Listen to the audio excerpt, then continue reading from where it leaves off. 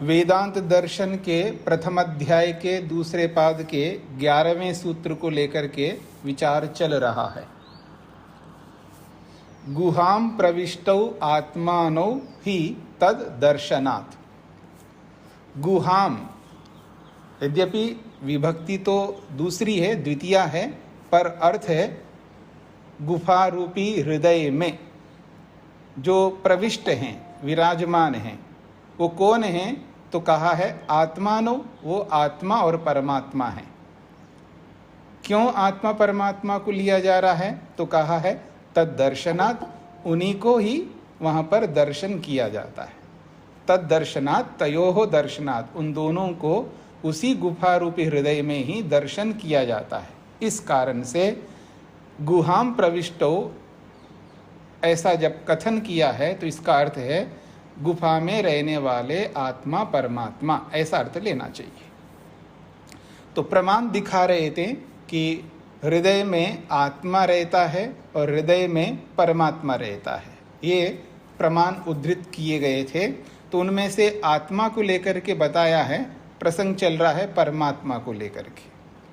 तो तम दुर्दर्शम गूढ़म अनुप्रविष्टम गुहा हितम गव्वरेष्ठम पुराणम अध्यात्म योगाधिगमेन देवं मत्वा धीरः हर्ष शोकौ जहाति। तम, उस परमात्मा को, उस ब्रह्म को, जो कि दुर्दर्शम, जो बहुत ही कठिनाई से जाना जाता है। कठिनाई जीवात्मा की है, कठिनाई आत्मा के कर्मों की है। आत्मा यानी हम सब, हमें जो कठिन लगता है ना कोई भी कार्य, किसी को आईएएस बनना हो, आईपीएस बनना हो, इंजीनियर बनना हो, डॉक्टर बनना हो, या किसी को आईआईएम अहमदाबाद में जाना हो या एम्स में जाना हो, ऐसे बड़े बड़े स्थानों में जो व्यक्ति जाना चाहता है तो बड़ा कठिन लगता है। कई बार नाम सुनते हैं उनको ऐसा लगता है कि बहुत कठिन है। ये कठिन किस वजह से है? हमारे कर्मों के वजह से, हमारे पुरुषार्थ के कारण। तो इसलिए परमात्मा को प्राप्त करना भी इतना कठिन क्यों है? क्योंकि पुरुषार्थ में कठिनता है, यानी हम पुरुषार्थ नहीं कर पा रहे हैं। हमारी कमजोरी है, हमारी मूर्खता है, अज्ञानता है, अविद्या है, नासमझपन है, हमारे में विवेक वैराग्य नहीं है, इसलिए हमें कठिन दिखाई देता है। तो कहा जा रहा है ऐसे उस परमात्मा को कर्मों की दृष्टि से जो बहुत कठिन है और गूढ़म, अत्यंत गूढ़ है, रहस्यमय है, और अनुप्रविष्टम, समस्त पदार्थों में विराजमान है, प्रवेश किया हुआ है, और गुहा हितम, जो गुफा में, हृदय रूपी गुफा में विराजमान है, गव्वरेष्ठम, वो बहुत श्रेष्ठ स्थान है, समाधि स्थल है वो, जिसमें समाधि प्राप्त होती है। और हृदय को ही गव्वरेष्ठम रूपी विशेषण से दिया है। और पुराणम, बहुत पुराना है, आत्मा से पुराना है। ज्ञान की दृष्टि से परमात्मा सदा ज्ञाता बन करके रहता है, सदा ज्ञाता। और जीवात्मा है, जब सृष्टि बनती है, शरीर प्राप्त होता है, तब वो ज्ञाता बनता है। ज्ञत्व यानी चेतनत्व उसके अंदर होते हुए भी बिना सहयोग के वो अपने आप को अनुभव नहीं कर सकता, इसलिए कहा है वो परमात्मा पुराना है। अध्यात्म योगाधिगमेन। अब ऐसे परमात्मा को कैसे प्राप्त किया जाएगा? अध्यात्म योग अधिगमेन, समाधि रूपी जो योग है उसके माध्यम से प्राप्ति करने, उसके माध्यम से प्राप्ति होने से। अध्यात्म योगाधिगमेन का अर्थ है समाधि रूपी योग के माध्यम से प्राप्त होने के कारण से, या प्राप्त होता है तभी उस परमात्मा को हम अनुभव करते हैं। तो अध्यात्म योग अधिगम के माध्यम से देवम, उस दिव्य गुणों से परिपूर्ण परमात्मा को मत्वा, जान करके समझ करके प्राप्त करके, धीर, जो धैर्य रखने वाला योगाभ्यासी योगी है, वो हर्ष शोकौ जहाति, सुख और दुख को वो त्याग कर देता है। अर्थात सुख में दुख में राग और द्वेष कभी उत्पन्न नहीं करता है। ये इसका मुख्य अभिप्राय है।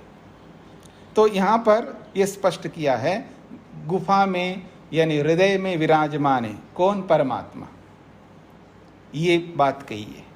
फिर आगे दिया जा रहा है, वेनस्तत् पश्यन् निहितं गुहा सद यत्र विश्वं भवत्येकनीडं तस्मिन्निदं संच विचैति सर्वं स ओतः प्रोतश्च विभुः प्रजासु। पीछे भी आपने इस मंत्र को अनेक बार सुना है। वेना कहते हैं विद्वान को, बहुत बड़े स्कॉलर को, बहुत अधिक विवेकी वैरागी जो व्यक्ति होता है, योगी होता है, उसको वेना कहते हैं। तत् सद पश्यत गुहा निहितम, तत् उसको, जो कि तत् का मतलब उस परमात्मा को, कैसा है वो? सद, सत्तात्मक है, उसकी सत्ता है, सत्य स्वरूप है। और कहा है गुहा निहितम, जो गुफा, हृदय रूपी गुफा में विराजमान है। ऐसे उस सत्तात्मक सत्य स्वरूप परमात्मा को वेनः, जो विद्वान है, योगी है, पश्यत, वो देखता है, वो अनुभव करता है, दर्शन साक्षात्कार करता है। यत्र, जिस परमात्मा में विश्वम एकनीडम भवति, सारा का सारा विश्व जो है एकनीडम यानी एक घर जैसा होता है, यानी पूरा का पूरा विश्व जो है उस एक परमात्मा में विराजमान है। तो परमात्मा कैसा है? एकनीडम, वो एक घर जैसा है। जैसे हम लोग घर के अंदर विराजमान होते हैं, ठीक इसी प्रकार से पूरा का पूरा विश्व मानो परमात्मा के अंदर विराजमान है।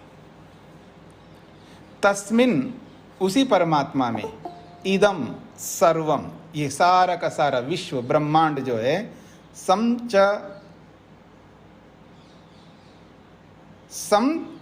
एति विएति, दोनों ले सकते हैं, संवेति विहेति, यानी उसी में उत्पन्न होता है और उसी में विलीन होता है। संचेति का मतलब है उसी परमात्मा में पूरा का पूरा विश्व उत्पन्न होता है, और विचेति का मतलब ये होगा उसी परमात्मा में वो विलीन होता है। कार्य रूप में उसी परमात्मा में प्रकट होता है और कारण रूप में उसी परमात्मा में विलीन होता है। क्यों? सह विभु प्रजासु ओतः प्रोतश्च, सह विभु, वो जो परमात्मा है वो विभु है, सर्वव्यापक है। प्रजासु ओतः प्रोतः, प्रजा कहते हैं जड़ चेतन समस्त पदार्थ जो उत्पन्न हुए हैं, समस्त उत्पन्न हुए पदार्थों में वो ओत प्रोत है। ओत और प्रोत जो है, जैसे वस्त्र होता है ना, उसमें दो प्रकार से धागे होते हैं, एक ऊपर की ओर, एक नीचे की ओर, यानी आड़े और सीधे, ताना बाना जिसको कहते हैं। एक ताना है और एक बाना है। तो इस रूप में यानी एक प्रकार से सर्वत्र व्याप्त है, इसका यह अभिप्राय है। तो इस वेद मंत्र में भी गुहा निहितम कहा, यानी हृदय रूपी गुफा में परमात्मा विराजमान है, ये बोला है। तो कहते हैं एभिः वचनैः स्पष्ट्यते परमात्मा हृदये वर्तते। एभिः वचनैः, जितने भी ये वचन दिए हैं, चाहे वेद के हों या उपनिषदों के हों, इन सब वचनों में ये स्पष्ट रूप से परमात्मा को हृदय में विराजमान बताया गया है। अथ च उभौ अपि जीवात्मा परमात्मानो हृद गुहावर्तिनो सकृत उपदिष्टौ। अथ च और भी एक बात है, केवल एक एक को लेकर के बताया हुआ ऐसा भी नहीं है। इन प्रमाणों में जीवात्मा को लेकर के, केवल जीवात्मा को लेकर के हृदय में रहता है बोला है, और केवल परमात्मा को लेकर के हृदय में रहता है ये बोला है। तो एक एक को लेकर के ही बोला हुआ ऐसा नहीं है, एक साथ भी बोला है।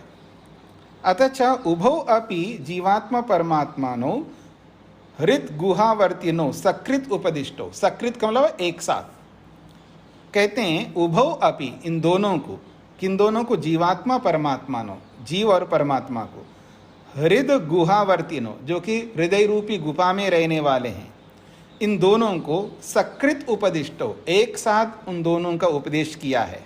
जैसा कि अगला प्रमाण दे रहे, पुंडरीकम नवद्वारम त्रिभिः गुणेभिः आवृतम तस्मिन् यद यक्षम आत्मन्वत् तद वै ब्रह्मविदो विदुः। ये अथर्ववेद का मंत्र है। कहते हैं पुंडरीकम,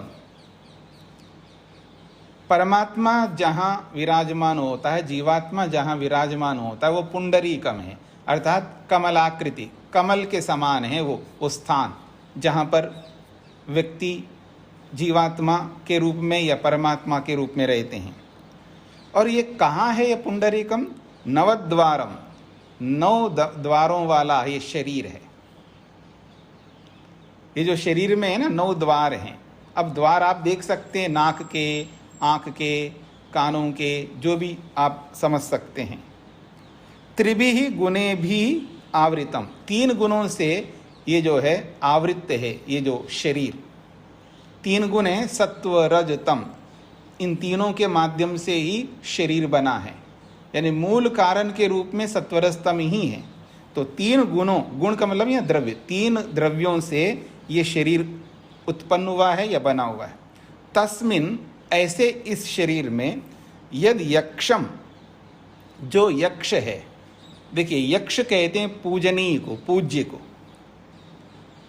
और यक्ष शब्द प्रसंग के अनुसार अलग अलग वस्तुओं के लिए, अलग अलग पदार्थों के लिए आता है। तो आप रात्रिकालीन मंत्र पढ़ते हैं, यज्जाग्रतो दूरम उदयति दैवम वाले मंत्र, वहाँ पर भी यक्षमंतः प्रजानाम, यक्षम अंतः प्रजानाम, वहाँ पर भी यक्ष शब्द आया, वह मन के लिए आया है और यहाँ परमात्मा के लिए आ रहा है।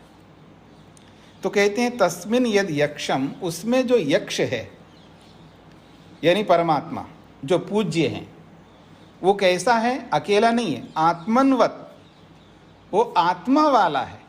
यानी स्वयं ही हो ऐसा नहीं है, वो एक और आत्मा के साथ विराजमान है। आत्मन्वत मतलब है आत्मा वाला।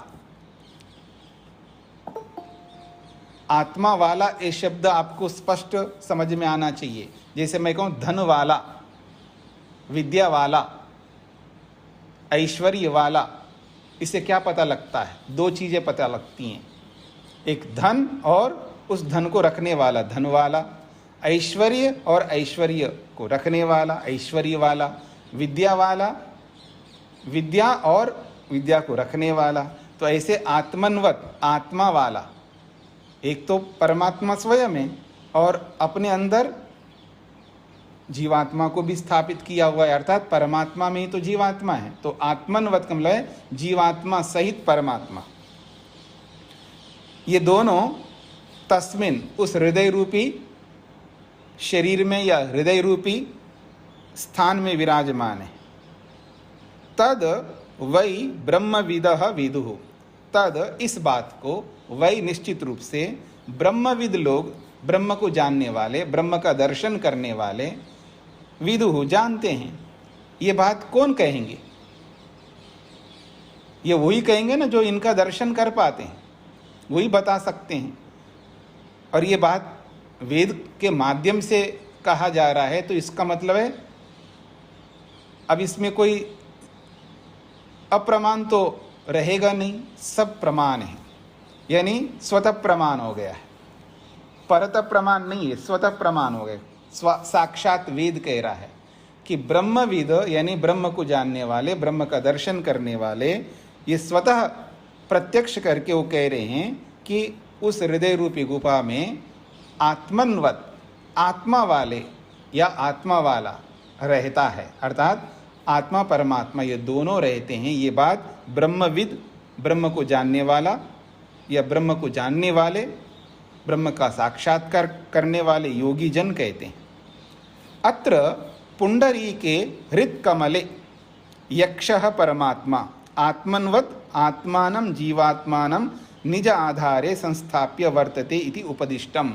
भाष्यकार इस मंत्र की व्याख्या कर रहे हैं, बड़े सरल शब्दों में कर रहे हैं। वो कहते हैं अत्र, इस मंत्र में ये जो पुंडरीक शब्द आया है, पुंडरीके यानी पुंडरीकम आए ना, तो पुंडरीक का मतलब है हृत कमले, हृदय रूपी कमल में कौन है? यक्षः, यक्ष रूपी परमात्मा विराजमान है।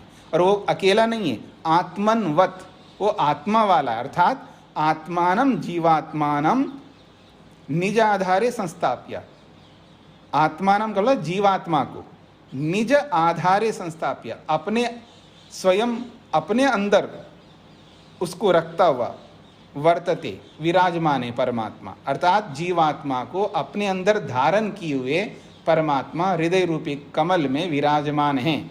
इति उपदिष्टम, इस मंत्र में ये उपदेश किया है।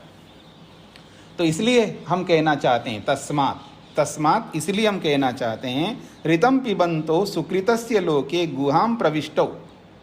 ये जो वचन आया है, तो इस वचन के द्वारा जीवात्मा परमात्मानो प्रतिपाद्येते, इस वचन में जीवात्मा परमात्मा का प्रतिपादन किया गया है। अब ये ऋतं पिबन्तो का अर्थ क्या है, इसको भी भाष्यकार खोल रहे हैं। ऋतं पिबन्तो अर्थात सत्यम सेवमानव, ऋतं का अर्थ किया उन्होंने सत्यम, और पिबन्तो का अर्थ किया है सेवमानव, यानी सत्य का सेवन करते हुए। और सत्य क्या है? ज्ञानम ही सत्यम भवति, ज्ञान ही सत्य है। तस्मात् ज्ञानम ज्ञानवंतो चेतनो इत्यर्था, ज्ञान ज्ञान वाले चेतनों के पास होता है, जिसका सेवन करते अर्थात जिसका उपयोग करते हैं। ज्ञान कहीं भी रह सकता है, हाँ, पर उसका जब सेवन किया जाता है, उसका व्यवहार किया जाता है, तो केवल चेतन कर सकते हैं। कहीं भी रहता का मतलब जड़ में भी ज्ञान रहता है। हाँ, कई बार लोग भूल जाते हैं, समझ नहीं पाते हैं कि ज्ञान जड़ में कैसे रहता है। रहेगा ना, क्या आपत्ति है? आपने योग दर्शन पढ़ा है ना, सब कुछ मन में रहता है, सब कुछ मन में रहता है। हम जितना भी ज्ञानार्जन कर रहे हैं, जो हमको विवेक हो रहा है, ज्ञान की प्राप्ति हो रही है, चाहे वो विद्या के रूप में है या अविद्या के रूप में मूर्खता की प्राप्ति हो रही हो, ये सब मन में रहते हैं। आपको सिद्धांत पता है ना, आत्मा में ना इन होता है ना आउट होता है। आत्मा में न तो कुछ बाहर से ऐड होता है, उसमें मिल सकता है, और न आत्मा से कुछ घट सकता है। वृद्धि और ह्रास आत्मा परमात्मा में नहीं होते हैं, वो जैसे वैसे रहेंगे। फिर भी ये जो ज्ञान मिल रहा होता है, ये कहाँ रखते हैं हम लोग? मन में रखते हैं। बाहर की चीज़ बाहर, अंदर की चीज़ अंदर, हाँ याद रखना। तो जड़ वस्तु में भी ज्ञान रहता है, लेकिन सेवन जीवात्मा करता है, अनुभव जीवात्मा करता है, उसकी अनुभूति जीवात्मा को होती है। अनुभूति का मतलब एहसास, ये जीवात्मा को होता है। ये समझ में आएगा आपको भी धीरे धीरे, जब इसमें प्रवेश करेंगे। सत्य के साथ में, न्याय के साथ में, अहिंसा, सत्य, अस्तेय आदि जो नियम बताए गए हैं, उपाय बताए गए हैं, जब व्यक्ति किसी भी चीज को आत्मसात करता है ना, उसको समझने में परेशानी नहीं होती है। माँ को रोटी बनाना, रोटी की विधि समझना कोई परेशानी नहीं होती है, क्योंकि उसने समझ रखा है। वो रोटी पराठे के रूप में हो, या सादी रोटी के रूप में हो, या वो बाटी के रूप में हो, या वो तंदूर के रूप में हो, जो भी है, रोटी मतलब रोटी समझ में आ जाता, आत्मसात कर लिया उसने। रोटी को, सब्जी को, चावल को, जो भी खाते पीते हम लोग। तो जैसे और चीज़ों को हम आत्मसात करते हैं, उनको कोई बात नहीं होती है, जो बच्चा या जो बच्ची कभी किचन में गए नहीं और अचानक उनको ऐसी परिस्थिति में रखा गया है, अब उनको खुद को बनाना हो, कितनी मुसीबत लगती होगी स्टार्टिंग में उन बच्चों को, लेकिन सीख जाते हैं, सब सीख जाते हैं। वो बोलते हैं ना आप लोग, मरता करता क्या नहीं। जब सिर पर आ जाती है बात तो वो क्या नहीं कर सकता, सब कुछ कर सकता है। तो ठीक इसी प्रकार से जब साक्षात जब इन बातों को समझेंगे हम प्रत्यक्ष के रूप में, तो ये सारी बातें समझ में आएंगी। ज्ञान कैसा रहता है, अनुभूति कैसी होती है, साक्षात्कार क्या होता है, दर्शन किसे कहते हैं, ठीक है ना, रूप का दर्शन कैसा होता है, रस का दर्शन कैसा होता है, ये सब समझ में आने लगेगा। तो इसलिए चिंता करने की बात नहीं है। गुहाम प्रविष्टौ आत्मानो ही तद दर्शनात्, सूत्रार्थ लिखिएगा। गुफा में प्रविष्ट हैं, गुफा में प्रविष्ट हैं ऐसा कहा है, गुफा में प्रविष्ट हैं ऐसा कहा है, पर वे दोनों कौन हैं यह नहीं कहा है। गुफा में प्रविष्ट हैं ऐसा कहा है, पर वे दोनों कौन हैं यह नहीं कहा है। गुफा में प्रविष्ट हैं ऐसा कहा है, पर वे दोनों कौन हैं यह नहीं कहा है। तो सुनिए, वे दोनों आत्मा परमात्मा हैं। तो सुनिए, वे दोनों आत्मा परमात्मा हैं।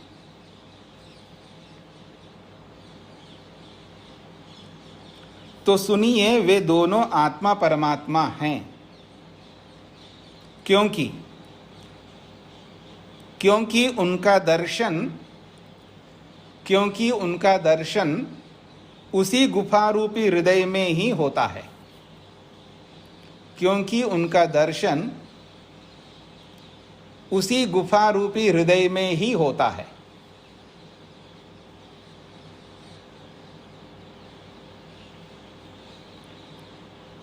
गुफा में प्रविष्ट हैं ऐसा कहा है, पर वे दोनों कौन हैं यह नहीं कहा है।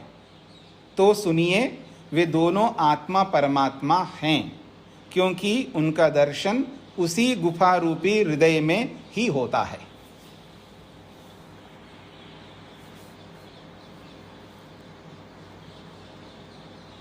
आगे बढ़ते हैं। एक प्रश्न उपस्थित करते हुए समाधान किया जा रहा है। विशेषणाच्च, विशेषणात् और च, अत्र यदि केनचित् उच्येत यदत्र गुहां प्रविष्टौ सामान्येन कथितौ। अत्र इस प्रसंग में गुहां प्रविष्टौ ऐसा जहां पर बोला है, उस वचन के संदर्भ में अत्र शब्द से कहा जा रहा है। अत्र का मतलब है गुहां प्रविष्टौ। इस वचन में या इस वचन को लेकर के यदि कोई भी व्यक्ति, यदि केनचित् उच्येत, यदि कोई व्यक्ति कहे यत् कि अत्र गुहां प्रविष्टौ सामान्येन कथितौ, यहाँ गुफा में प्रविष्ट हैं, ये जो कथन किया है ये सामान्य रूप से कथन किया है। तो मनोजीवौ अपि वक्तुम शक्यते। अब वो सामान्य कथन है तो कोई भी हो सकते हैं ना। तो कह रहे हैं तो मनोजीवौ अपि वक्तुम शक्यते। वो दोनों कौन हैं? तो मन और जीवात्मा, ये दोनों भी तो हो सकते हैं। तो अपि हृदयस्थौ स्तः, और वो दोनों भी तो हृदय में रहते हैं। यानी जहाँ जीवात्मा रहता है वहाँ मन भी रहता है, जहाँ जीवात्मा रहता है वहाँ बुद्धि रूपी महतत्व भी रहता है, जहाँ जीवात्मा रहता है वहाँ अहंकार रूपी तत्व भी रहता है। तो ये मन जीवात्मा भी तो हो सकते हैं, या महतत्व रूपी बुद्धि और जीवात्मा भी तो हो सकते हैं, या अहंकार और जीवात्मा ये भी तो हो सकते हैं, ये भी तो दोनों हैं।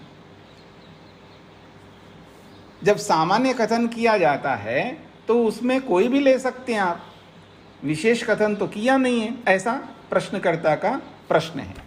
इसलिए वो कहना चाहता है तो मनोजीवो अपि वक्तुम शक्यते। मन और जीवात्मा को भी तो कह सकते हो आप।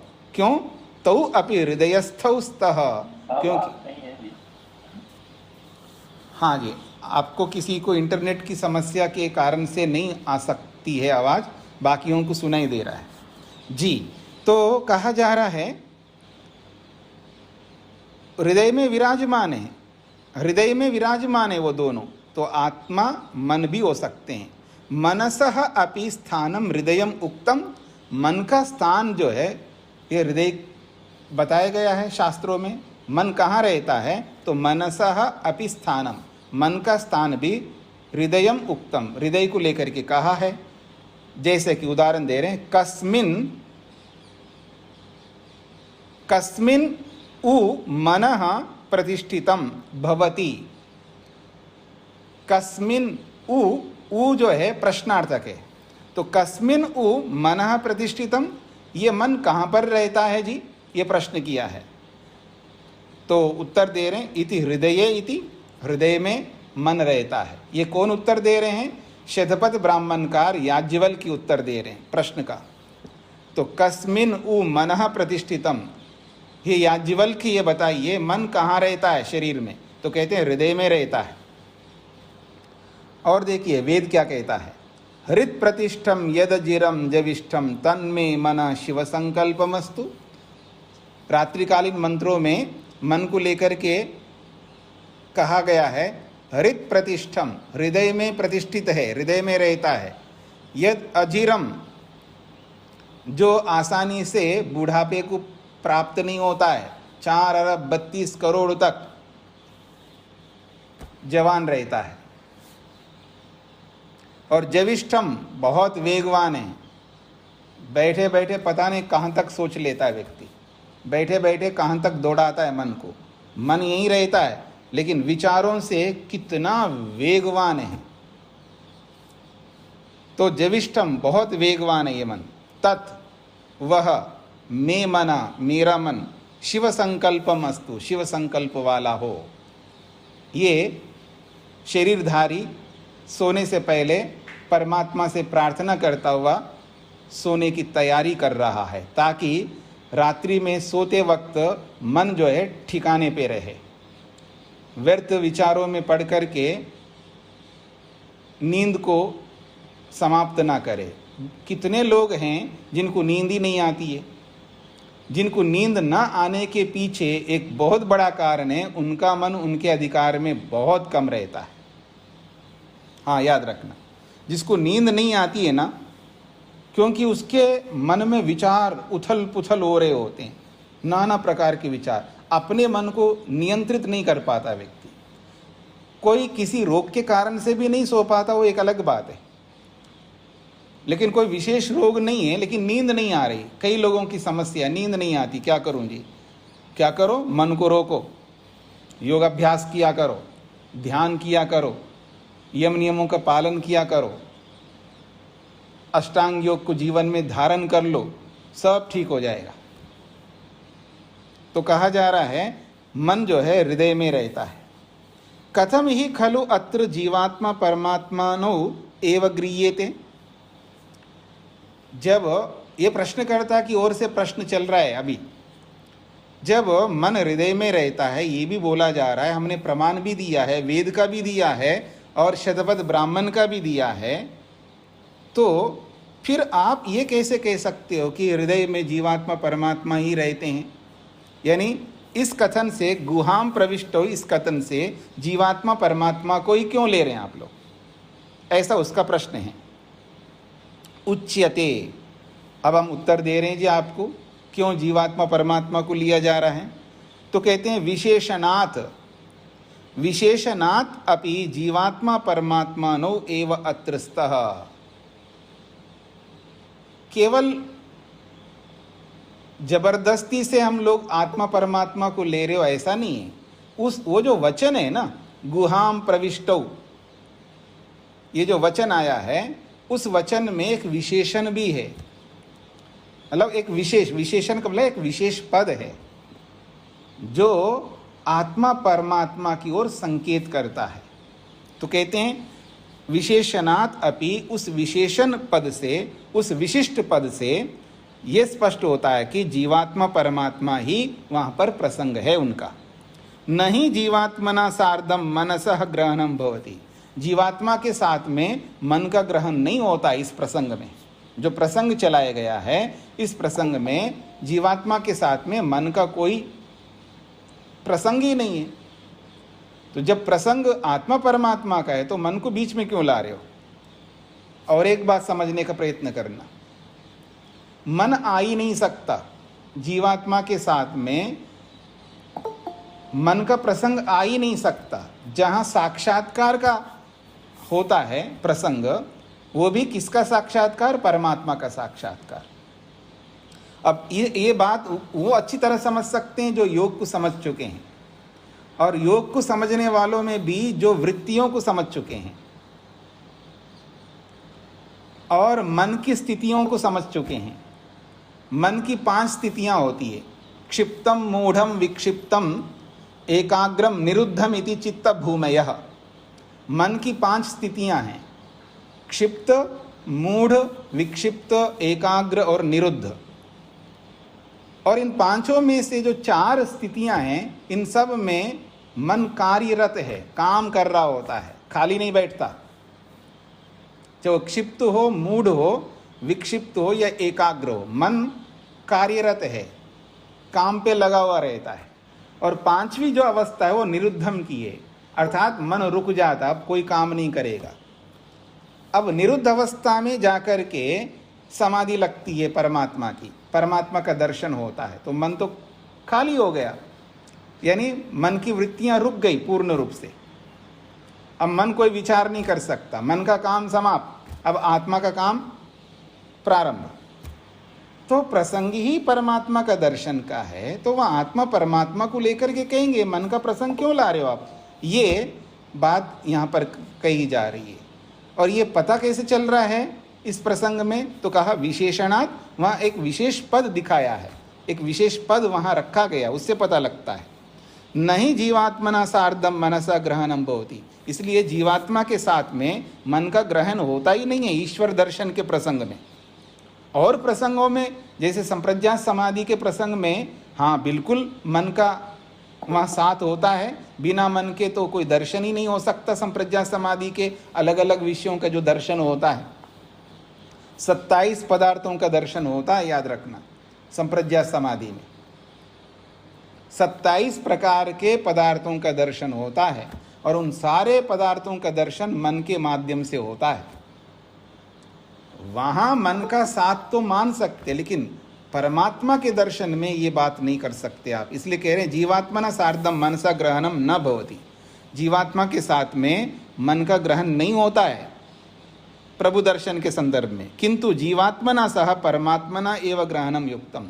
इसलिए जीवात्मा के साथ में अगर कोई दूसरी वस्तु है तो परमात्मा ही हो सकता है, उसी का ग्रहण करना चाहिए।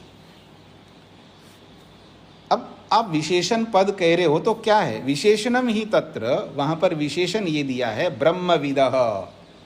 ये ब्रह्मविद जो शब्द है ये विशेषण पद है। वहां कहा है ना ब्रह्मविदो वदंती। आप गुहाम प्रविष्टौ, ये जो श्लोक आप पढ़ेंगे वहां ब्रह्मविदो वदंती ये भी पद आया है। पूरा श्लोक को आप देखेंगे तो ब्रह्मविदो वदंती ये बात आई है। तो ब्रह्मविदः, ब्रह्म को जानने वाले ये बात कह रहे हैं। जब साक्षात दर्शन करने वाले ये बात कह रहे हैं तो याद रखना, योग में एक ये भी बात आई थी, प्रमाण तीनों होते हैं, प्रत्यक्ष भी, अनुमान भी और शब्द प्रमाण भी। लेकिन तीनों में जो सर्वाधिक उत्तम कहिए, श्रेष्ठ कहिए, या सर्वाधिक जिसकी बलवत्ता होती है वो है प्रत्यक्ष प्रमाण। तो प्रत्यक्ष प्रमाण को बलवान माना है योग में। तो कह रहे हैं जब ब्रह्मविद, ब्रह्म को जानने वाले, साक्षात्कार करने वाले योगी जन कह रहे हैं कि वहां आत्मा परमात्मा है, तो बात समाप्त।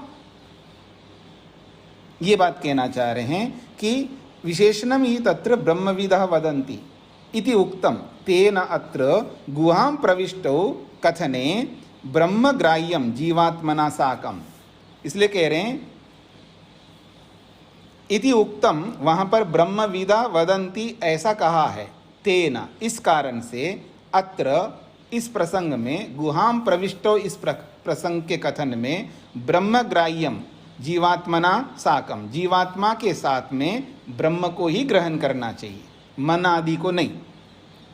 ये बात बोल दिया। अन्यच्च, एक और बात कही जा रही है, अन्यत च, एक और बात, यह सेतु ईजानानाम अक्षरम ब्रह्म यत् परम अत्रापि ब्रह्म लक्षितम अस्ति।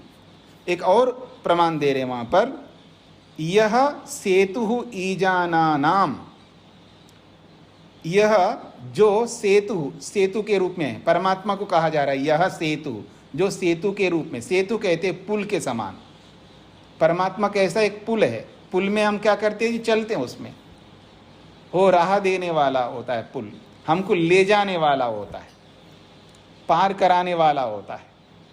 तो परमात्मा कैसा हमारे लिए, सेतु, यह सेतु वो पुल के समान है।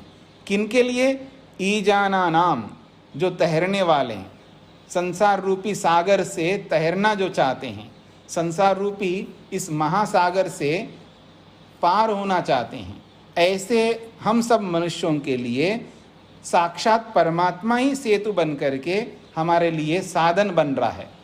देखिए, परमात्मा के अंदर बहुत दया है, वो दोनों काम करता है, एक तो साधन भी बन रहा है और एक साध्य भी है, एक साधन भी बनता है, एक साध्य भी बनता है। कई बार हम लोगों को भी ऐसे दोनों काम करने होते हैं और बड़ा अच्छा लगता है कि जब हम लोग बैठ कर के ध्यान कराते हैं। अभी तो साधन हो गए हैं, प्रारंभ में आज से 20 साल पहले जब हमने योग शिविर प्रारंभ किया था, तब जो शिविरार्थी होते आते थे उनके लिए वॉशरूम्स भी हम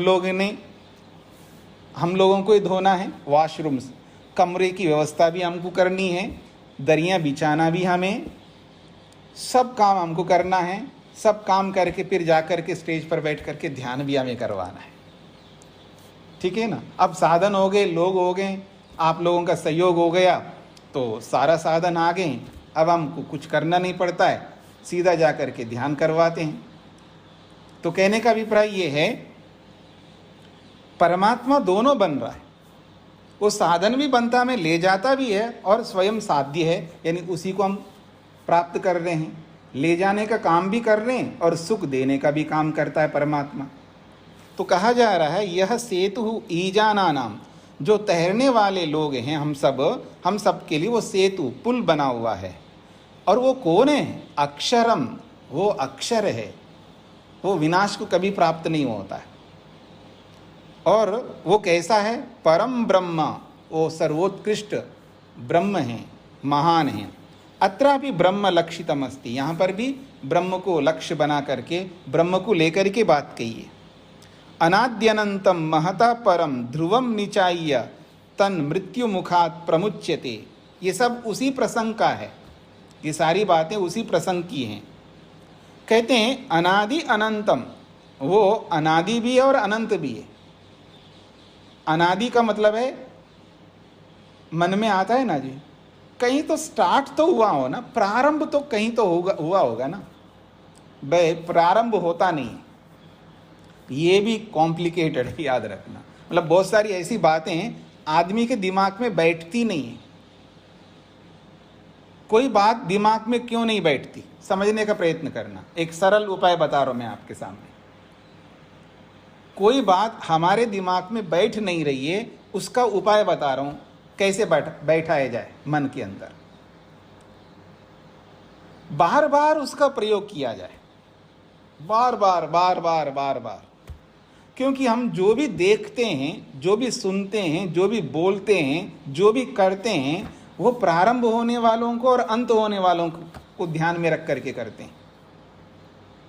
और उसको बार बार हमने देखा है, बार बार सोचा है, बार बार किया है। क्योंकि प्रारंभ होने वालों को ही देखते हैं, उन्हीं के बारे में विचार करते हैं, उन्हीं के बारे में सब कुछ क्रियाएं करते हैं। और वो प्रारंभ होने वाले अंत भी हो जाते हैं, समाप्त भी हो जाते हैं। तो प्रारंभ और अंत, इन्हीं में हम लोग अपने मन को, अपनी बुद्धि को, अपने शरीर को, अपने मेहनत को, अपनी इच्छाओं को, अपनी सारी तमन्नाओं को इसी में झोंक देते हैं। क्यों? हमारा दिमाग जो है उससे रंग गया है, प्रारंभ और अंत। और जब अचानक आपके सामने या मेरे सामने, सबके सामने ये बात है, नहीं, एक ऐसी भी चीज़ है जिसका कोई आदि नहीं होती, प्रारंभ भी नहीं होता है, न उसका अंत होता है। अब ये समझना बड़ा मुश्किल होता है आदमी को। क्यों? उसने दिमाग में वही बिठाया, तो कैसे समझ में आएगा? उसका एक ही उपाय है, उसको भी बिठा लो मन में, बार बार सुनते जाओ, समझ में आए ना आए, बस उसको करते जाओ, करते जाओ, करते जाओ, करते ही जाओ। एक दिन जरूर आएगा, एकदम समझ में आएगा। और मैं उदाहरण देता हूँ ना, देखिए ये मोबाइल, जब प्रारंभ में टच स्क्रीन आया था, नहीं मेरे मतलब का नहीं, मेरे बस की बात नहीं, मेरे को नहीं चाहिए, मेरे को वही नंबर वाला ही चाहिए, मतलब कोई हाथ ही नहीं लगाना चाहे क्या करें। लेकिन साधनों ने ऐसा कर दिया है कि उसको बनाने बंद करके सारे टच स्क्रीन वाले बनाते गए। फिर धीरे धीरे ये सब एंड्रॉयड और आईफोन ये सब आ गए। अब हर किसी के हाथ में यही होता है, उसको कोई मुसीबत नहीं लगता है। मतलब आज जो है टच स्क्रीन से उसको प्रयोग करना, कॉल करना, सब काम करना, उसको कोई मुसीबत नहीं लगता। क्यों? प्रैक्टिस हो गया, अभ्यास हो गया। ठीक इसी प्रकार से जिन चीज़ों के बारे में हम पहली बार सुनते हैं वो दिमाग में बैठे हुए नहीं है, इसलिए समझ में नहीं आता है। कोई बात समझ में आ रही है, इसका सीधा अर्थ है वो पहले से उसके संस्कार मन में, इसलिए समझ में आता है। और कोई बात समझ में नहीं आ रही, इसका मतलब या तो संस्कार कम है या संस्कार नहीं है। और नहीं है ये तो नहीं बोल सकता, क्योंकि आप सुनते ही आ रहे हैं कि अनादि भी होता है और अनंत भी होता है, लेकिन बहुत कम सुना है। नहीं जी, हमने बहुत सुना है। मैं आदमी बोलता है मैं बचपन से आर्य समाजी हूँ, बचपन से बड़े बड़े उपदेशकों को, वक्ताओं को, सन्यासियों को सुना हूँ, पर मेरे को बात समझ में नहीं आती है। मैं कहता हूँ उसने बहुत कम सुना है, चाहे वो 80 साल तक सुना हो, 90 साल तक सुना हो, बहुत कम सुना है। लड्डू को बहुत ज़्यादा सुना है, नींबू को बहुत ज़्यादा सुना है, रबड़ी को, हलवे को, खीर को बहुत ज़्यादा सुना है। और भी जो भी धन को, कपड़ों को, मकान को, ज़मीनों को, जो भी रिलेशनशिप है ना आपके, जो संबंध, इनको जितना सुना है ना उतना इसको नहीं सुना है बाबूजी ने। हाँ, याद रखना। इसलिए उसको परेशानी है, उसके संस्कार कम हैं। तो जिसके संस्कारों को अधिक मन में बिठाएंगे वो आसानी से समझ में आता है। आज आदमी को वास्तव में, एक्चुअल में सॉफ्टवेयर इंजीनियर को सॉफ्टवेयर के बारे में पता लगता है, लेकिन फिर भी हमें आज सॉफ्टवेयर बोलते समझ में आता है। क्या समझ में आता है? आई डोंट नो, मेरे को नहीं पता है। ठीक है, हाँ जी, वो एक सॉफ्टवेयर, उसमें सॉफ्टवेयर लगा रहे हैं, कंप्यूटर में कुछ खराबी आ गई जी, वो सॉफ्टवेयर वाला आ गए और वो कंप्यूटर में सॉफ्टवेयर लगा रहा है। अरे उसको कुछ नहीं पता सॉफ्टवेयर का मतलब क्या होता है, लेकिन समझ रहा है वो आदमी। और कितना समझ रहा है? जितना भी समझ रहा हो, उसने कोई एजुकेशन नहीं लिया सॉफ्टवेयर के बारे में, ना वो सॉफ्टवेयर इंजीनियर है, ना वो हार्डवेयर इंजीनियर है। कहने का अभिप्राय है सुन सुन करके समझ जाता आदमी। बस इतना ही समझ लो ना, आप भी कोई परेशानी नहीं होगी। इसलिए मन के अंदर उसको बिठाते जाइए। इसलिए शास्त्रकार कहते हैं स्वाध्यायात् न प्रमदितव्यम, स्वाध्याय से कभी भी प्रमाद नहीं करना चाहिए। जितना अधिक से अधिक स्वाध्याय हम करेंगे उतना ही कम है हमारे लिए। ये स्वाध्याय तब तक करना है, आजीवन करना है, जब तक मरते नहीं, मर करके भी दोबारा पैदा होकर के फिर भी वही स्वाध्याय करना है।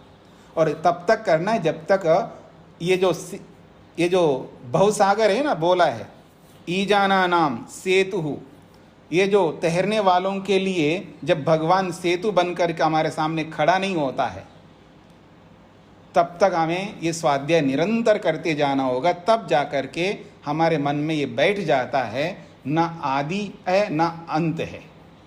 किसका? जीवात्मा का, परमात्मा का, और न इस सृष्टि का भी। प्रवाह से ये अनादि अनंत है सृष्टि, और आत्मा परमात्मा जो है ये स्वभाव से अनादि है और अनंत है। अब अनंत दोनों के लिए बोल रहा हूं मैं, परमात्मा के लिए भी और जीवात्मा के लिए, लेकिन अर्थ अलग अलग समझना है, प्रसंग को अलग अलग रखना है, समझ अलग अलग लेना है, नहीं तो भ्रांति हो जाएगी। जीवात्मा को भी अनंत बोला जा रहा है, वो स्थान की दृष्टि से नहीं बोला जा रहा है जीवात्मा अनंत है, स्थान की दृष्टि से नहीं, काल की दृष्टि से, समय की दृष्टि से। हाँ, ये समझना होता है। इसी के लिए शास्त्र होते हैं, इसी के लिए भगवान ने बुद्धि दी हमको, ताकि इसको प्रसंग के अनुसार समझना चाहिए। खैर, ये बीच में बातें इसलिए बताई है क्योंकि ये सिद्धांत हैं, केवल पोथी पढ़ना नहीं है हमको, पोथी के साथ साथ जो सिद्धांत है, मूलभूत जो नियम हैं, उनको जीवन में हमें धारण करते हुए आगे बढ़ना है, ताकि हम इस भवसागर को तर पाएंगे। तो कहिए, आगे चलते हैं। यह सेतु जीवानानाम ईजानानाम, यह सेतु ईजानानाम, जो तैरने वाले हैं इस भवसागर को, ऐसे लोगों के लिए यह सेतु जो परमात्मा है वो पुल के समान बना हुआ है, अक्षर है, ब्रह्म है और महान है, परम ब्रह्म, वो सबसे महान, सबसे बड़ा है। तो यहाँ पर भी ब्रह्म को ही लेकर के बात कहिए।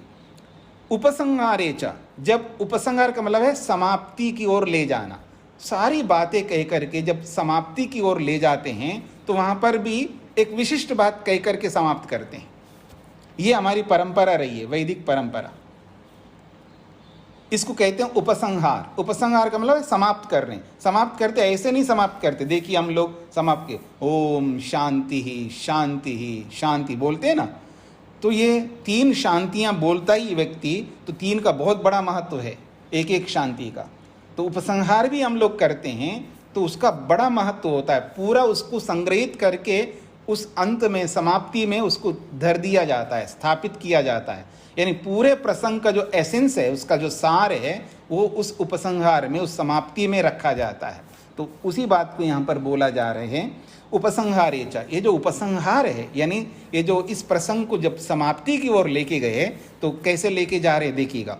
अशब्दम, अस्पर्शम, अरूपम, अव्ययम तथा अरसम, नित्यम, अगंधवच्चयत, अनाद्यनंतम, महता परम, ध्रुवम निचाय्य तन मृत्यु मुखात प्रमुच्यते।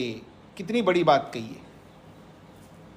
कहते हैं अशब्दम, वो जो ब्रह्म है जिसको हमें दर्शन करना है, जो आत्मा और परमात्मा दोनों एक साथ एक ही हृदय में विराजमान हैं, वो जो परमात्मा का दर्शन करने वाला जीवात्मा है, उसको कैसा समझना है उस परमात्मा को? तो कहते हैं अशब्दम, उसको शब्द के रूप में नहीं समझना, यानी परमात्मा में कोई शब्द नहीं, ऐसे शब्द नहीं है परमात्मा में। ठीक है जी। क्यों? ये शब्द एक गुण है और ये पंचमाभूतों का जो आकाश है, प्राकृतिक है, उसका है ये आवाज, याद रखना। ऐसा कोई शब्द परमात्मा में नहीं है। फिर कहा अस्पर्शम, जो हम स्पर्श करते हैं स्किन के माध्यम से, त्वचा के माध्यम से, ऐसा कोई स्पर्श भगवान में नहीं है कि उसको छू लें, हाँ ये भगवान है। ऐसा कोई स्पर्श नहीं है भगवान में, ना शब्द है भगवान में, ना स्पर्श है। और अरूपम, परमात्मा में कोई रूप ही नहीं है, कोई कलर, कोई लाइट है ही नहीं है। हाँ जी, मेरी ओर ध्यान दीजिएगा, हाँ जी इधर देखिएगा, मैंने ध्यान लगाया है, इतना अच्छा बहुत बढ़िया प्रकाश दिखाई दिया। कौन सा है वो प्रकाश? क्या है वो प्रकाश जो आपको दिखा है? वो रूप है, कलर है, लाइट है, मेटीरियलिस्टिक है, उसमें मन को नहीं लगाना। हाँ ठीक है, वो अच्छी बात है प्रारंभ में, क्योंकि आपका मन लग रहा है, मन कहीं भटक नहीं रहा है, इतना तक ठीक है, लेकिन उसके आगे बढ़ना है ना हमको। इसलिए कहा जा रहा है अरूपम, उस परमात्मा में कोई रूप नहीं है। अव्ययम, व्यय कहते हैं विनाशी को, समाप्त होने वाले को, और अव्यय कहते हैं अविनाशी को, न समाप्त होने वाले को। तथा और अरसम, उसमें कोई रस नहीं है। रस का मतलब टेस्ट, जो हम लोग जीभ से लेते हैं ना, रस अलग अलग षड रस लेते हैं, ऐसा कोई रस नहीं है परमात्मा में। यद्यपि रसो वै सहा, ये बोला है उपनिषदकार ने, परमात्मा रस स्वरूप है। वहां रस का अर्थ है आनंद। ये जो षड रस है ना, प्रकृति के, संसार के जो षड रस है ऐसा कोई रस नहीं है परमात्मा में। नित्यम, और वो सदा से हैं, और अगंधम, उसमें कोई गंध नहीं है। अगंधवत च का मतलब और, अगंधवत बिना गंध वाला है, यत जो परमात्मा है। तो परमात्मा में न रूप है, न रस है, न गंध है, न स्पर्श है और न शब्द है, ये पांचों नहीं है। अनादि अनंतम, वो अनादि भी है और अनंत भी है। महतः परम, ये महतः, ये जो महतत्व है या सत्वरस्तम है, इन सबसे वो परे अलग है। ध्रुवम, वो स्थिर है, वो हिलता डुलता नहीं है, आता जाता नहीं है, अवतरित नहीं होता, याद रखना। ये बहुत बड़ी भ्रांति है लोगों में, ईश्वर का अवतार होता है, ईश्वर अवतरित होता है। कहाँ से उतर के आता है जी? यानी भगवान तो सर्वव्यापक है, वो हिल ही नहीं सकता, वो हिलडुल नहीं सकता, वो आना जाना कर ही नहीं सकता, वो पहले से सब जगह है। फिर आने का क्या मतलब, जाने का क्या मतलब? इसलिए कहा वो ध्रुवम, स्थिर है। ऐसे उस परमात्मा को निचाइया, उसका दर्शन करके, ऐसे उस ध्रुव स्थिर परमात्मा को निचाइया, उसका दर्शन करके, तत् मृत्यु मुखात प्रमुच्यते, वो जो आत्मा है वो मृत्यु मुखात, ये जो बार बार जन्म मरण रूपी जो मृत्यु है, इस मृत्यु रूपी मुख से प्रमुच्यते, वो छूट जाता है, यानी मृत्युंजय बन जाता है। एक बार तो शरीर से निकलना है, पर दोबारा शरीर में नहीं आएगा। जब दोबारा नहीं आएगा तो मृत्यु को प्राप्त नहीं होगा। इस रूप में वो मृत्युंजय बन जाता है। तो कहा वो मृत्यु मुख से छूट जाता है, अर्थात मुक्ति को प्राप्त कर लेता है। ब्रह्म एव अभिधेयम स्पष्टते, यहाँ ये सब वचनों में उपसंहार में समाप्ति जो बताई जा रही है यहाँ पर, यहाँ ब्रह्म एव अभिधेयम, यहाँ कहने योग्य जो तत्व है, अभिधेयम का मतलब है कहने योग्य जो तत्व है वो ब्रह्म ही है। ये बात स्पष्ट थे यहाँ पर इन वचनों में स्पष्ट है। तथा च नहीं क्वचित मनोजीवात्मनौ साहचर्येन पठितो, और नहीं कहीं जीवात्मा और मन को एक साथ पढ़ा है। मतलब जहाँ दर्शन का प्रसंग है, परमात्मा का प्रसंग है, वहाँ जीवात्मा परमात्मा को एक साथ बोल करके पढ़ा हुआ ऐसा ही नहीं है। जैसे आत्मा परमात्मा को एक साथ पढ़ते हैं जब दर्शन के प्रसंग में, तो ऐसे प्रसंग में जीवात्मा को मन को लेकर के कोई एक साथ पढ़ा ही नहीं, ऐसा कोई वचन ही नहीं है, ये कहना चाहते हैं। जीवात्मा परमात्मनो साहचर्येन पठ्यते, हाँ जीवात्मा और परमात्मा को तो साहचर्येन एक साथ पठ्यते पढ़ा गया है शास्त्रों में। जैसे कि द्वा सुपर्णा सयुजा सखाय समानम वृक्षम परिशस्व जाते, तो तस्मात् अत्र गुहाम प्रविष्टो कथने जीवात्मा परमात्मानो एवस्तः, इसलिए जो गुहाम प्रविष्टो जो शब्द आया है यहाँ पर जीवात्मा परमात्मा को ही लेना चाहिए। ये पूरा कर दिया है जी प्रसंग को। अब आ गया शंकराचार्य के कथन को लेकर के, उसकी विवेचना कर रहे हैं। तो प्राय मैंने आपको पहले भी बोल दिया है कि केवल एक श्रोता बन करके, दृष्टा बन करके पढ़िएगा, अपने अपने मंतव्यों को सामने रख करके मत पढ़िएगा। कहते हैं शांकर भाष्य, हाँ कहाँ गया,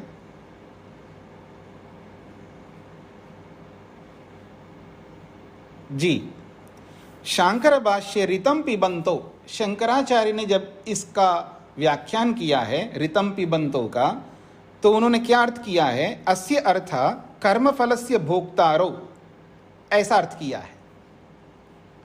ऋतम पिबंतो, इन दो शब्दों का जो अर्थ शंकराचार्य ने जो किया है वो क्या अर्थ किया, कर्मफलस्य भोक्तारो, कर्म फल के भोगने वाले, ये दोनों, क्योंकि आत्मा परमात्मा है। और अर्थ कर रहे हैं शंकराचार्य ने कर्म फलस्य भोक्तारो, कर्म फलों को भोगने वाले ये दोनों, ऐसा अर्थ किया है। यह क्रियते सो अयुक्तः, भाष्यकार कह रहे हैं ऐसा जो अर्थ उन्होंने किया है ये उचित अर्थ नहीं किया है। नहीं क्वचित ऋत शब्द कर्म फलार्थे प्रयुज्यते, वो कहते हैं अपना तर्क हेतु दे रहे हैं, कहीं पर भी ऋत शब्द को कर्मफल के अर्थ में प्रयोग नहीं किया गया है। ऋत शब्द से कर्मफल अर्थ कहीं पर किया नहीं है। किंतु ऋतम नाम सत्यम ज्ञानम वा, हाँ ऋत शब्द का अर्थ तो सत्य के रूप में, ज्ञान के रूप में तो किया है, जैसे कि ऋतम सत्यम बिभर्ती इति ऋतंबरा प्रज्ञा। ऋतम अर्थात सत्य है, और जो ऋत को यानी सत्य को जो धारण करती है, ऐसी प्रज्ञा को, ऐसी बुद्धि को, ऐसे ज्ञान को ऋतंबरा प्रज्ञा कहते हैं। ये योग दर्शनकार ने, वेद व्यास ने ये अर्थ किया है ऋतम शब्द का। जब ऋतम शब्द का अर्थ सत्य ज्ञान अर्थ किया है वेद व्यास ने, और वही वेद व्यास वेदांत दर्शन को लिखने वाले हैं, वो भी कैसे इसको कर्मफल अर्थ ले सकते हैं, ये कहना चाहते हैं। न च परमात्मा भोक्ता, एक दूसरी बात है। मान लो कोई ये सोचे कि हो सकता है बहुत सारे अर्थ हो सकते हैं, तो कर्मफल भी अर्थ हो सकता है ऋतम शब्द का, मान ले तो मान लो, तो भी थोड़ी देर के लिए मानो तो भी न च परमात्मा भोक्ता, कर्मफल को भोगने वाला परमात्मा हो ही नहीं सकता। ब्रह्म कब कर्मों का फल भोगेगा? क्योंकि साक्षात वेद कहता है अनश्नन अन्यो अभिचाकशीति, अनश्नन अन्यः अभिचाकशीति। वो न खाता हुआ, न भोगता हुआ, केवल दृष्टा बन करके देख रहा है, ये साक्षात वेद कह रहा है। इति वचनात्, इस वचन से भी ये स्पष्ट होता है कि कर्मफलों को भोगने वाला परमात्मा नहीं हो सकता। फिर उन्होंने इस बात को सिद्ध करने के लिए एक न्याय भी दिया है। क्षत्रिनो यान्ति इति न्यायेन यदुक्तम तदपि न। अपनी बात को सिद्ध करने के लिए, कर्मफल के भोक्ता है आत्मा परमात्मा, इस बात को सिद्ध करने के लिए आदि शंकर ने एक न्याय दिए। न्याय होते हैं जी कि मीमांसा में इसके बहुत सारे प्रयोग आते हैं, और न्याय दर्शन के प्रसंग में भी अलग अलग न्यायों का व्यवहार होता है। न्याय का मतलब है, आप यूँ समझ लीजिएगा, आपकी मोटी भाषा में बोलूँ, मुहावरे। कुछ ऐसे मुहावरे होते हैं, कुछ ऐसे तथ्य होते हैं, उनका सहारा लेकर के बहुत सारी बातों को सिद्ध किए जाते हैं। न्यायालयों में भी सिद्ध किया जाता है, कोर्टों में, और वाद विवाद जब होता है, शास्त्रार्थ होता है, तब भी अलग अलग न्यायों का सहारा लेकर के, उनका रेफरेंस दे करके बहुत सारी बातों को, गूढ़ सिद्धांतों को, मंतव्यों को सिद्ध किए जाते हैं। तो ये एक न्याय है, क्षत्रिनो यान्ति। क्षत्रिय न्याय कहते हैं, क्षत्रिय कहते हैं छाते को। क्षत्रिय न्याय का मतलब है छाते वाला न्याय। ऐसा एक न्याय प्रस्तुत करते हैं जिसको ध्यान में रख करके बात कही जाती है। क्षत्रिनो यान्ति इति न्यायेन यदुक्तम। क्षत्रिय न्याय को लगा करके ये जो बात सिद्ध की है आदि शंकर ने कि आत्मा परमात्मा कर्मफल को भोगने वाले हैं, ये भी उचित नहीं है। क्यों? प्रायेण क्षत्रिषु कतिपया अल्पा एव अक्षत्रिनो ये स्यु तदा ते सर्वे क्षत्रिनो यान्ति इति कथनम युज्यते। क्षत्रिय न्याय क्या होता है पहले उसको समझ लीजिएगा। क्षत्रिय न्याय उसको कहते हैं, जैसे बरसात हो रही जी, जैसे शहर में आप देखेंगे बरसात हो रही है, और मार्केट में जाते हैं बहुत सारे लोग बरसात में, और सब लोग छाता लेकर के जा रहे हैं। तो एक झुंड के झुंड छाता लेकर के जा रहे हैं, बहुत सारे लोग, सैकड़ों हजारों लोग भी जाते हैं, कई बार सैकड़ों भी हो सकते हैं। मान लो हजारों ना हो तो सैकड़ों भी लोग जा रहे हैं छाता लेकर के। और किसी ने पूछा है ये कौन जा रहे हैं? ये तो छाता वाले जा रहे हैं, छाते वाले जा रहे हैं, ऐसा कहा। और उन छाते वालों में भी कोई कोई मेरे जैसा, या कोई ऐसा भी हो सकता है कि वो छाता लेकर के नहीं जा रहा हो। 2, 4, 5, 10, 20 ऐसे भी लोग होते हैं ना, बिना छाते के भी चल रहे होते उसमें। लेकिन बोला ये जा रहा है छाते वाले जा रहे हैं, क्योंकि अधिक संख्या छाते वालों की है, क्षत्रियों के हैं, और वो बिना छाते वाले भी कुछ लोग जा रहे हैं, तो उसमें चल जाता है। क्षत्रिनो यान्ति का मतलब है छाते वाले जा रहे हैं, चल सकता है। क्योंकि अनेकों में कुछ लोग ना भी छाता पकड़े तो भी उनको उसमें कहा जाता है। जैसे ये गांव किसका है जी? ये ब्राह्मणों का है। ये गांव किसका है जी? ये क्षत्रियों का है। अब आजकल तो ये क्षत्रिय ब्राह्मण तो शायद बहुत कम बोलते हैं, ये तो यादवों का है। कोई बुरा ना माने, उदाहरण तो देना पड़ता है। ये गांव यादवों का है। आई डोंट नो यादव क्या होता है, मेरे को उसमें इतिहास में नहीं जाना है। ये यादवों का, ये अहीर का, ये फलाने का गांव, ये उसका गांव, ये जाटों का गांव, ये उनका गांव, ऐसा बोलते हैं ना आज भी। इसका मतलब उस गांव में उनके अलावा और कोई नहीं रहते क्या? रहते हैं, पर अधिकांश वही रहते हैं जिनकी संख्या सर्वाधिक है, बाकी लोग बहुत कम होते हैं, नगण्य जैसे होते हैं। फिर भी अधिक संख्या जिनकी होती है उन्हीं के नाम से प्रचलन होता है। तो ऐसे ही छाते लेकर के सैकड़ों लोग जा रहे हैं, उनके बीच में 1-2 दर्जन लोग बिना छाते के भी जा रहे हो, तो क्षत्रियो यान्ति कह सकते हो। बात तो समझ में आती है। यहाँ पर तो दो ही चीजें हैं, दो ही व्यक्ति हैं, एक आत्मा एक परमात्मा। एक आत्मा एक परमात्मा है। अब दोनों के लिए द्विवचन का प्रयोग हो रहा है, याद रखना। सत्यम ऋतम पिबंतो, ये द्विवचन में प्रयोग हो रहा है, बहुवचन में नहीं है, द्विवचन में। जो छोटी मोटी, मतलब क्या कहना चाहिए, थोड़ी सी भी संस्कृत जानने वाले इस बात को समझते हैं कि द्विवचन में प्रयोग हो रहा है, इसका मतलब दो व्यक्तियों के लिए द्विवचन का प्रयोग होता है। एक के लिए एक वचन, दो के लिए द्विवचन, और दो से अधिक, 3 हो या असंख्य हो, उन सब के लिए बहुवचन का प्रयोग होता है। तो यहाँ ऋतम पिबंतो शब्द में, गुहाम प्रविष्टो इस शब्द में, ये सब द्विवचन में दो ही व्यक्ति हैं, एक आत्मा एक परमात्मा। तो एक आत्मा एक परमात्मा है, तो एक आत्मा कर्मफल का भोगने वाला है, उसके साथ बिना भोगने वाले को भी कर्मफल भोगता आप नहीं कह सकते। अनेक हो तो बोल सकते हैं, अब दो ही है, तो एक कर्म फल को भोगने वाला है और एक बिना कर्म फल वाला, उसको भी कर्मफल भोगता कैसे कह सकते इस क्षत्रिय न्याय से। मतलब आदि शंकर ने जो अर्थ किया है वो ये नहीं मानते कि परमात्मा भी कर्मफलों को भोगता है, वो ये नहीं मानते, लेकिन इस क्षत्रिय न्याय के माध्यम से उन्होंने बोल दिया है। वो अपना हेतु दे रहे हैं आदि शंकर कि क्षत्रिय न्याय से समझ लेना, मेरा यह अभिप्राय नहीं है कि परमात्मा भी कर्मों का फल भोगता है, ये तो जीवात्मा के साथ है, इसलिए हमने बोल दिया कर्म फलों को भोगने वाले दोनों हैं। ऐसा कहकर के समाधान किया, तो उसका खंडन भाष्यकार कह रहे हैं ऐसा भी आप नहीं कह सकते। क्यों? क्षत्रिय न्याय जो है ये बहुत सारे लोगों के बीच में लागू होता है, व्यवहार उसी में होता है, और दो के बीच में ऐसा नहीं हो सकता। अगर दो के बीच में होगा तो आप ये भी कहो ना, बिना कर्म फल वाले दोनों विराजमान हैं, ऐसा उल्टा भी तो कह सकते हैं ना। भाई आप कर्मफल वाले वहां पर विराजमान हैं, कर्मफल को भोगने वाले, ऐसा अगर कह सकते हो, तो बिना कर्मफल भोगने वाले दो विराजमान हैं, ऐसा भी तो बोल सकते हो। पर ऐसा नहीं बोल सकते दो के बीच में, ये भाष्यकार कहना चाहते हैं। तो समय हो गया आपका, मैं समय को नहीं देख रहा हूं, तो इसको यहीं पर विराम देते हैं, बाकी बातें आगे करेंगे। ओम